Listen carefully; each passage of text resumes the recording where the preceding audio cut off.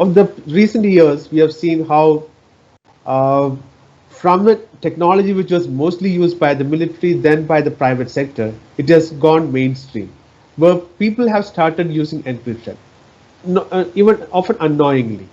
For example, when you send a message on WhatsApp, most people won't even know that it is end-to-end encrypted. So that is how it has become very easy to use for the common man. The technology which was restricted to military use have now become such commonplace that everyone can easily use it. Now that is where the concerns have started. I mean, coming from the government, other sources, etc. For example, in India, we have seen a few parliamentary committees coming up with strange ideas. One, there was a committee, the Rajya Sabha committee, which thought that to control child sexual abuse material being circulated, there should be a provision to trace back messages, and that is what has been incorporated in the new IT rules, the information technology rules related to intermediaries, which provides for traceability of messages, even end-to-end encrypted messages like WhatsApp. There's another committee which has even proposed the idea of banning VPNs. I mean, if during this pandemic, if people could work, people could continue with what they were doing, it was thanks mostly to VPN. They could access resources in their office, communicate securely, work securely, because you had the virtual private networks. I'm not sure how can even someone think of banning something like a VPN. I mean, nothing has happened yet, thankfully. But these are the kind of strange ideas which often come from parliamentarians, from lawmakers. Mostly maybe because there's a lot of technology behind this. Most people may not understand what really is done by let's say technologies like encryption, how important that is for people to, let's say, get on with their normal lives. I would suggest that, I mean, for example, in India, the Supreme Court has held in the Buttaswamy judgment that the right to privacy is a fundamental right. In fact, we have approached the High Court in Kerala, SFIC approached the High Court in Kerala, uh, seeking that the right to encrypt also has to be held to be a subset of right to privacy. The context is, when these rules were introduced, most focus was on, let's say, applications like WhatsApp and Signal. But there were also a lot of other applications being used by free software developers, the free software community, etc. They don't. These applications also are end-to-end encrypted. There are applications like Matrix. Again, Signal is essentially a free software application, and most of these people may not have the resources to fight the government. And when you have something like traceability being imposed, so that is why we had approached the High Court. The matter is still pending. Most of these matters could end up in the Supreme Court. A transfer petition is being filed. But there, along with the right to encrypt, what we are asking for is, what we are challenging are these new rules which provide for traceability.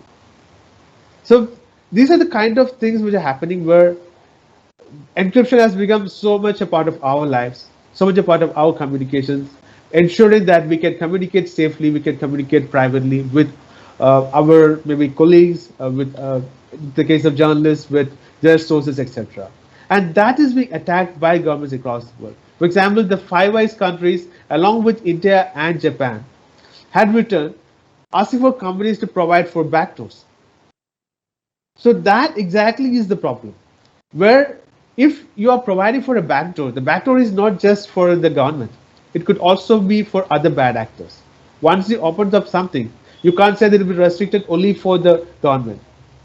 And again, as was recently seen in India in the case of use of Pegasus, a military-grade spyware by the government, most probably by the government. We are not sure yet. It's a committee which is going to figure out that. But in most cases, we have seen that these are done by the various authoritarian governments. So when that is the case, the only protection that common man has is encryption against such military-grade spyware, everything being used by the government to surveil on them. I think I'll stop with this since we have limited time. Thanks. Over to you, Neeti. Thank you. Thank you so much, Prasanth. And I think we'll definitely want to come back to, what you mentioned about right to encrypt. And with that, could I now request Amrita to please give us her initial remarks? So, hi everyone, and glad to be here. I think Prasanth laid it, Neeti obviously gave the background, and Prasanth said most of the things perhaps we may want to have said.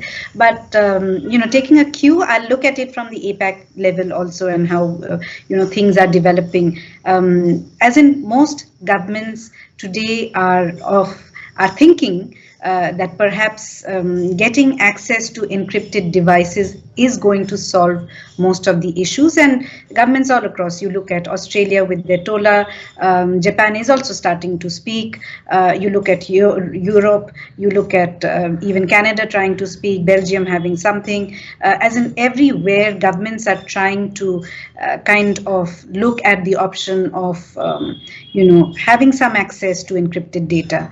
The narrative today is security versus privacy, whereas these are not exclusive things.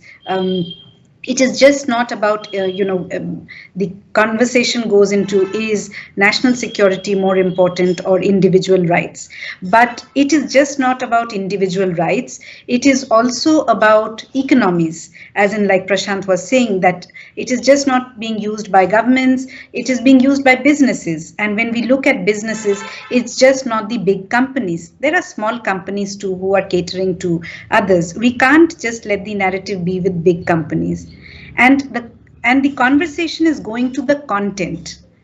It is content related. What content is flowing, whether it is misinformation, whether it is CSAM content, whether it is terrorist content for that matter. And not all these issues can be solved by technology, because these are social issues and they have to be looked at and dealt with a social angle also. Of course, technology has a role, but it cannot be technology which can prevent a lot of harms which are happening. So this is something which needs to be seen.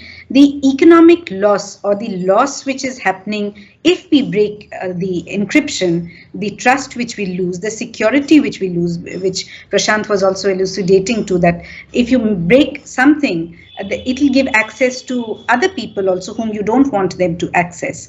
That's important. Like, the narrative today is CSAM, attack against women, or harassments, etc., terrorist contents, fake news. And these are genuine issues, as in no one denies it, but is breaking encryption the only way to stop this? I guess most of us in the panel don't believe that is the way, and many people don't. So these are certain things which needs to be looked at, and perhaps, just recently for the IGF, we had a preparatory phase where we were discussing trust security, and there was an interesting conversation which someone mentioned that I think we need to go deeper into the encryption issue, as in what encryption is and how encryption should look like. Have smaller companies also implement, these best practices, and not only implementation but advocacy and others. And let's, speak about it more. And as what you had been mentioning, Neeti, it is important to get people into the conversation. Governments, obviously, there is a need for capacity building at different levels to understand issues. We also have, common man may not think of encryption as such, but everyone is using banking, everyone is using other things, even buying things for that matter. They may not all go to Amazon, they may go to smaller platforms also. We need safety on the internet. We don't want things to be snooped at or surveilled always, So, and everything is not bad happening on the internet. Just for a 10% or a 1% bad actor, you can't, have a surveillance regime. So I think we need to have more conversation. There are great capacity building initiatives with GEC and others. Everyone is doing, SFLC is doing, IFF is doing. I think and there are collaborations happening, and it has to magnify at different levels. So I'll stop here. Thanks so much, Amrita, and also, great that you brought in the technical aspects as well as the constitutional aspects vis-a-vis how we think about encryption. And I think on that note, on that note of what this means for us legally as citizens, I'll turn to Apar from Internet Freedom Foundation. Apar, if you could give us your initial remarks, please. And my remarks will be focused primarily on India and the large trends which we are seeing, which underpin the what is called the ongoing encryption debate. So the first trend which we have seen, which is necessary for a lot of people in the APAC region to consider, is the large level of digitization taking place in India, which is underpinned by encryption by itself. So while a much more popular use case is instant messaging applications which utilize end-to-end encryption, which means that the message in transit is encrypted. Encryption at rest, which is that personal information, especially sensitive personal information, which may be related to people's education or people's medical records, family, etc., is also gathered with a greater granularity by several state agencies in a process of rapid digitization. These include agencies of the central government and state government. Beyond which, this level of digitization is also leading to a lot of technology-based businesses which are adopting encryption as a method of cybersecurity implemented by them. So what you see is a large amount of embrace and adoption of the encryption technology itself. And this is important to consider. The second is that the number of users for internet in India has shot up tremendously due to the relatively cheap rates of data. So there's an increased amount of activity which is commensurate with these systems which are developed, which are utilizing encryption. So it's not only that the system is there. If you look at the reports which are put out by the Telecom Regulatory Authority of India, or which are put out on an annual basis by the Department of Telecom, it evidences that this sharp increase, in fact, is concentrated in certain metropolitan cities where, in fact, for every 100 people, for instance, in Delhi, there may be more than one connection. There may be potentially even more than 2 connections per person in Delhi. What that demonstrates is that encryption as a baseline technology is being used in more systems, both in e-governance, in digital forms of system delivery by public officials, but also by businesses. These systems are being used more and more by people. However, the regulatory and the policy environment on it is not matching pace to give a proper sense of definition and legal recognition, which is necessary for the mass adoption of this technology. For instance, under the Information Technology Act, you have a specific provision relating to the central government's powers to define what are the standards which can be adopted with respect to encryption. These standards have not been properly fleshed out and being prescribed for specific sectors which are in fact adopting encryption based technologies itself. So while we do focus a large amount of our conversation, especially in the civil society sector, towards threats as well as criticisms which emerge quite regularly on the basis of safety with regard to encryption technology, which articulates itself in terms of demands for backdoors. It's also necessary for us as people who are working in the area of cybersecurity, as well as pushing towards norms, to push for a more legal recognition of the adoption of the legal of the adoption of encryption itself, to match pace with the increased usage in people's personal and professional lives.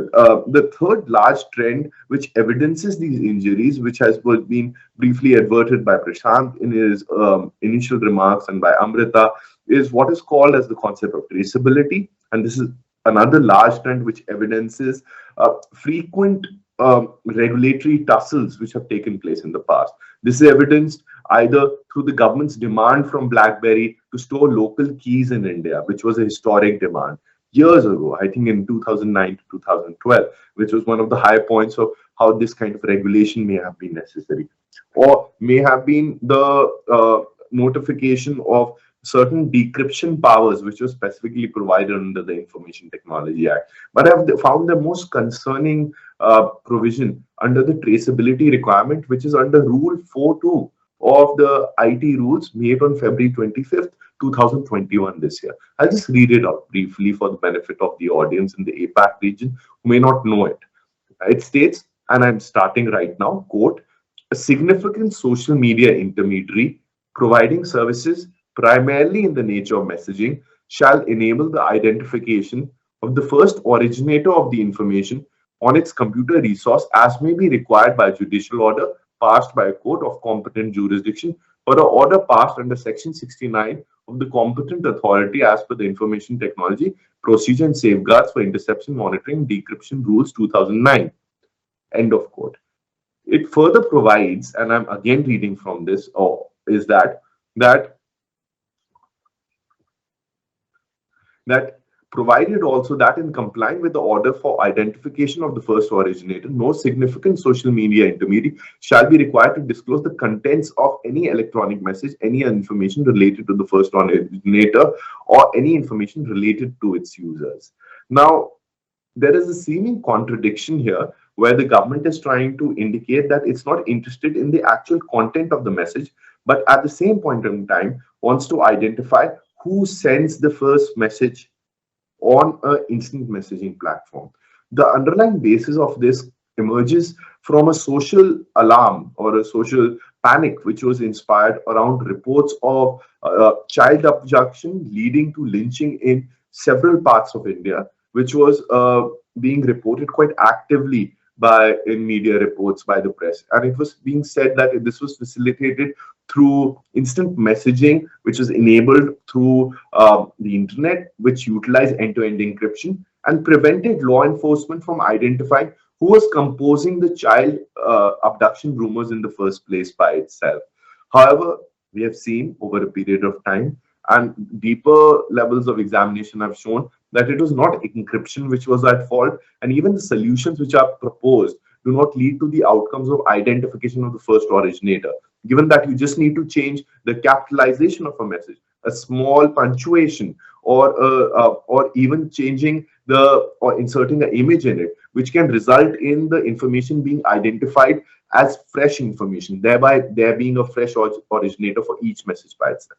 Beyond all these technicalities, Neeti, I'll just like to end by saying my initial remarks by saying there's a large amount of digitization and adoption of encryption.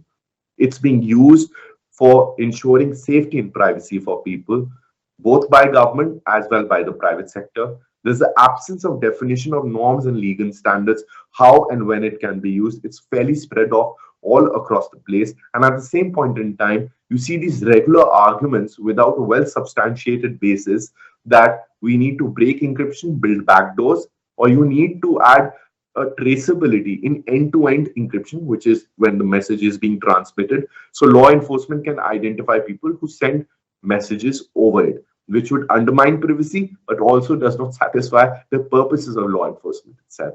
Thank you so much for having me and look forward to further interaction. Thank you so much. Thank you so much, Apar, Amrita, and Prasanth, for all of your opening remarks. I think I've heard very, very interesting things. And I'd like to specifically ask all of you, considering you've been advocates, such active advocates for, an open, strong, globally connected internet that, in very many ways does rely on encryption to keep us all safe. What are some of the things that you've seen through your journeys of organizing, mobilizing, advocating that you would want to recommend to our community? I think I'll ask Prasanth first. We'll go in the same order. Okay. I'll start with a comment made by a parliamentarian who was part of an event that we held on encryption. So his remark was that, okay, you discuss so much about encryption, so much about the IT rules, but unless this is mainstream, unless this is something which is going to affect my electorate, unless it's going to affect my voting, the way people vote, I'm not going to do anything about it. So that was the message. The problem is that the discussions that we have about encryption is so high-end, so esoteric, so people can't even relate to it. So if you really want to make a campaign out of it, you need to also make it easy for people to understand. But that is what we try to do during that discussion. To have discussions with journalists, make it easy for people to understand the whole issue. I mean, when you discuss encryption end to end, you lose the half your audience there. So unless I mean, we have a big community, whether it's the free software movement, whether it's the big internet society community, etc. Uh, that's I think that's what all of us should try to do. Make it easy for people to understand. Make it easy, make them realize why this discussion is important. We, I mean, often start with this counter coming from various sources that again we're not that much bothered about privacy. Privacy is only going to affect people who have something to, let's say, hide. That's the first response that we often get. I think we have traveled a lot from that area. At least people are now concerned about privacy. Otherwise, we used to get this messaging often that, okay, we're not that much bothered about privacy. I think the same is the issue with encryption when we're going to discuss. So, unless we make it easy for people to understand, make it easy for even parliamentarians to understand. Tell them why this is important for your industry, for your economy, for citizens in general. Right. So civic education and capacity building are sort of like the two focus areas that we've heard from Prasanth about. I'll move on to Amrita. Maybe you've worn so many different hats over the course of your career. For our advocates and our community and champions of the open internet, what is it that you would recommend we could adopt in Asia Pacific specifically? So, I plus what Prasanth has said. I would say engage with communities at all levels, as Prasanth said. It is, with lawmakers, you may have to speak in a different language, with, the parliamentarians in a different language, with normal people, you have to speak in a different language. So engage with people, collaborate, as in people are working. You can join hands when required. You can share best practices. You have to collaborate. Building capacity definitely is there. And like Prasanth said, many may not understand encryption, but people understand safety of their data. For example, we were doing a study for the World Wide Web for AI, and we were speaking to women entrepreneurs, small, very level, basic level entrepreneurs. And so they said that we want even our, say, social media conversations or WhatsApp conversations to be safe. No one should be able to see them or whatever we do. So those are inherent things which an encrypted message, platform gives you. They may not understand the word encryption, but they understand that they want to keep themselves secure. They want to do everything in a manner. So that's important. You have to speak to them in their language, but obviously learn from others, engage, collaborate, and keep on doing what you are doing. If once you fail, it doesn't mean you fail. You keep on doing, improvise. Thanks, Amrita. Over to you, Apar.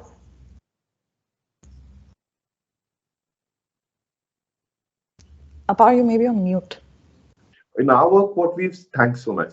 In our work, what we've seen has been particularly useful, has been a conversation with the larger public about the uses of encryption, which they actually don't realize, and much more tangibly explaining how it's under threat.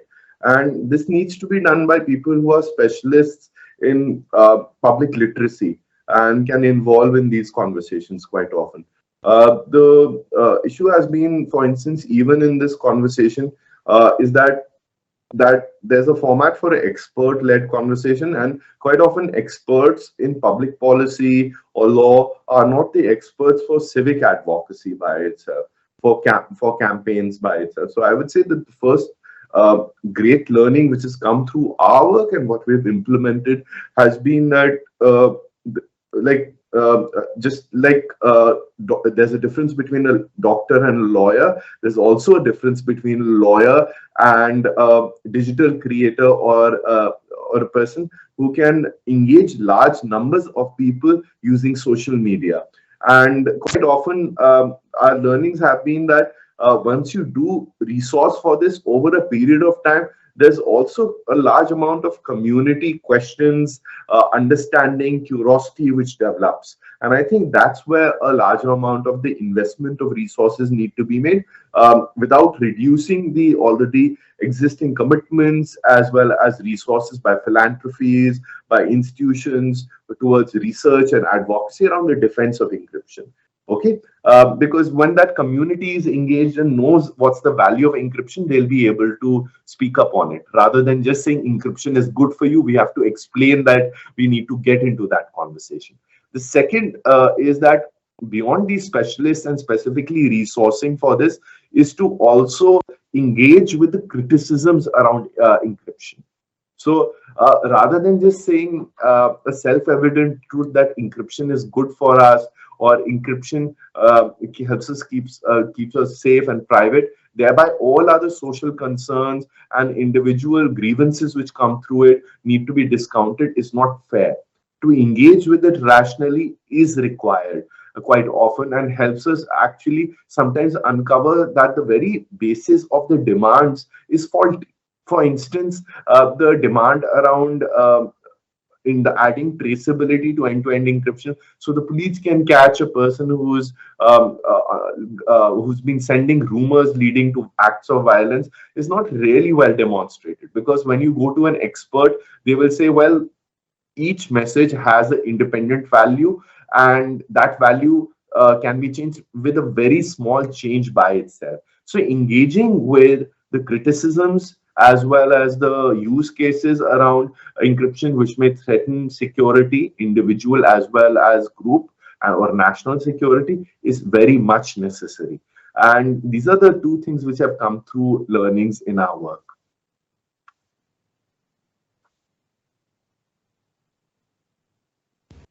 Thank you, Apar. So one of the things that I've been wondering about is, that a lot of governments in APAC and more globally in general are adopting the stance, which literally sounds something like this, because there are sometimes car accidents, let's ban all cars from the streets. So when they're attacking encryption like that, it's the same sort of line of thinking. And I hear all of you when you say that we need to engage at various levels. We need to be able to speak to lawmakers in a certain way, and our community and laypersons in different ways.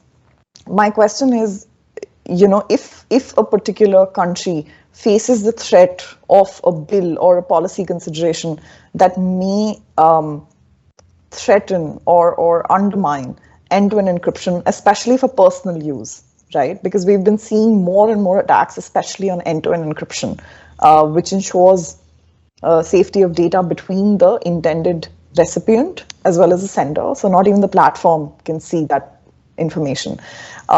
So how would you suggest we tie in a campaign that ensures that we're able to defend encryption, especially for personal use in that particular country? I think I'll go first with Apar.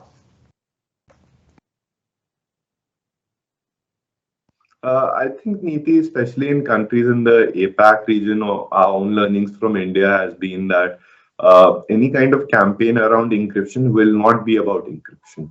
You cannot defend technology as an abstract. You have to make it much more tangible to people in terms of its use cases and the relevance and the value it holds for them in their daily lives. We've seen some amount of advertising around concepts of privacy, how when you send a message through end-to-end encryption, it can't be read by the platform itself. So zero knowledge actually acts in the best interest of a person. Or and these kind of use cases need to be then demonstrated rather than this rational way of explanation, to explain to people that you can then chat with your business partners in a safe and secure environment by enabling certain technical controls, and that will make a lot of sense to people in their daily. And it needs to be then further broken down. For instance, the level of specificity needs to be there in a use case that, for instance, if you are negotiating to purchase property or to enter into a share trade, this keeps your conversations private. Okay, so that needs to be much more fleshed out in that way, I would say. It also needs to be told to people that when you see a padlock against your browser window and you're entering your credit card details or financial transaction data, what's keeping you safe is the underlying technology of encryption. And finally, Neeti, my recommendation is that a lot of there's an overinvestment in communications and civic literacy in English, especially in India, which needs to be much more diversified towards Indic languages, local languages, to ensure that it is relatable. And it needs to be made by creators in those languages rather than a translation of the English copy to the local language. I think those are some tangible things which can be implemented by people as they look towards a broader strategy towards the advocating of the use and benefits of encryption as a technology. Absolutely agree with everything you say, and plus one on being mindful of the language we communicate in, because coming from India myself, I know the dialects change at like 40-50 kilometers in this country. So imagine the diversity of language. Prasanth, I'll go to you now. Any sort of recommendations for our community along these lines? I mean, if you look at the laws in various countries, whether it's the IT rules in India or the AA Act in Australia, see, when any country come up with such rules which affect encryption, which affect the way we communicate, this definitely will have an impact on other countries also. You will have a situation where other countries then start modeling their laws on these new legislations which come up in countries. So, as a community, we need to react not just to laws which affect maybe our jurisdiction, but we also need to be careful about what are the new laws which other countries are coming up with. As a community, we definitely need to be aware of what is happening in other parts of the world. And that is where I think we as a community need to act together, be mindful of the challenges in each jurisdiction, and work together to, have a campaign, come together and attack these acts, attack these legislations wherever required. Thank you. And now finally to Amrita, please. Thank you. I see plus to all what has been said. I would add to Apar, like as he added the multilingual part, I would say have more videos, because people understand videos more. When you are talking to the absolute common people, have more videos, etc.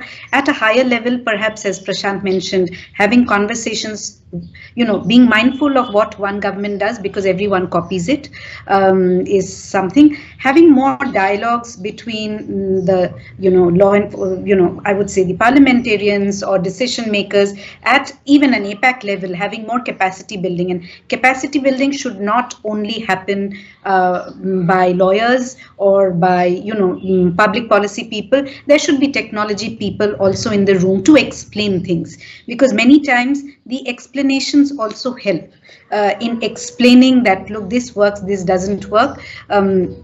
Obviously, the discussion has to be more social, because when normally the conversation comes as national security, everything gets frozen. It's how will it solve a national security issue, or how will it solve a child sexual abuse material moving in a platform by breaking encryption, and will it stop it completely, or is it a stopgap?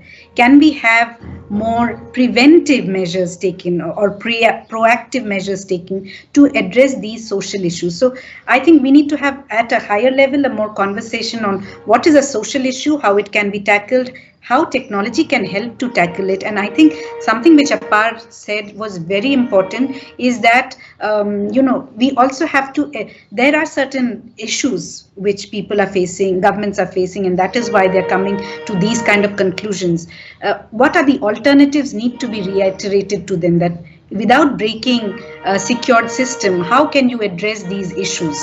I think that also needs to be, those solutions need to be given to them, because today they are just looking at it as a stopgap treatment. Like, for example, we have shut down, something is happening, we shut down the internet. It's something like that which breaking the internet is happening at. So I think the conversations have to happen in those ways. More conversations, perhaps having more legislators coming in, I think internet society at a higher level can have those kind of conversations or capacity building. And at least at the lower level, great things are happening. It can be magnified more. Thank you so much, everyone. We have a question from the audience, and I'm also mindful of time. We have about 3 minutes left on the panel. The question is from Narsimhan Srinivasan Lakshmi. They're asking, is there a level of grading of encryption to denote that it is 100% secure or variations thereof? This would help users to choose the platform and products. So can I qualify this before I open it up to all of you? That we're not only just considering encrypted messaging services, we're even considering encryption on email, for example, right? So encryption on various sorts of communication and services that we avail. So can I go to Amrita first? We'll quickly get your thoughts in like 30 seconds, maybe. I think I'll give it a pass. I'm not a technology person, but definitely. Okay. Yeah, sure. Thanks, Amrita. Apar, would you like to take this? Sure. So I'm not available, or I'm not aware of existing gradations or certification for different kind of encryption protocols. It will depend both on the protocol by itself, the customizations which are made in terms of the implementation of that protocol, because there'll be deviations which are made in its implementation. And further beyond that, it will also depend then on the bit length. People are a bit focused on that, and it will need to be audited also, because there may be a gap in how it's implemented. So the problem may not be there with the protocol by itself. The problem may be with the underlying service, right? So more or less, I would say that these are very complex cybersecurity assessments which are done, and quite often there's developing literature around it. Of course, as more and more digital technology spreads, encryption forms a backbone to it. It's always better for standardization in terms of people being told, at least, or literature existing in a comprehensible way for the general public.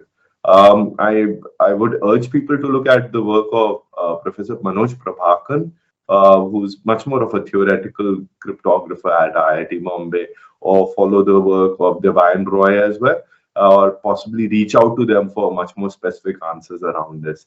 Given that my own training is of a lawyer, but my interest is in technology, but I may have these limitations. Just wanted to indicate that. Thank you, Par. Fantastic recommendation. So we've come to an end of this panel on encryption on day 2 of Community Week. I want to extend my gratitude to Apar, Prasanth, and Amrita for joining us this morning. Please do remember to tweet at Community Week 21. That's our hashtag. And thank you to Amazon and Flex Optics once again for bringing us translation and closed captioning. I wish you have a very good rest of the day. And once again, thank you to our panelists, our community, everyone who attended, everyone who raised a voice. Thank you so much. Thank you so much, Neeti. Thank you, everyone. Take care. Bye-bye.